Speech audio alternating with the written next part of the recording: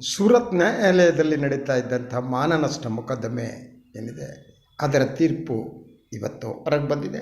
ರಾಹುಲ್ ಗಾಂಧಿ ಅವರಿಗೆ 2 ವರ್ಷಗಳ ಶಿಕ್ಷೆ ವಿಧಿಸಲಾಗಿದೆ. ಹಾಗೆಯೇ ಬೇಲ್ ಕೂಡ, ಜಾಮೀನು ಅಥವಾ ಬೇಲ್ ಏನಿದೆ ಅದನ್ನು ನೀಡಲಾಗಿದೆ. ಅವರು ಮಾಡಿರುವ ಅಪರಾಧ ಏನು ಅಂತ ಅಂದರೆ, ಅವರು ಒಂದು ಪ್ರಶ್ನೆಯನ್ನು ಕೇಳಿದರು. ಕಳ್ಳರ ಹೆಸರೆಲ್ಲ ಏನಿದೆ ಅದು ಮೋದಿ ಅಂತ ಯಾಕಿರುತ್ತೆ ಅಂತ ಕೇಳಿದರು.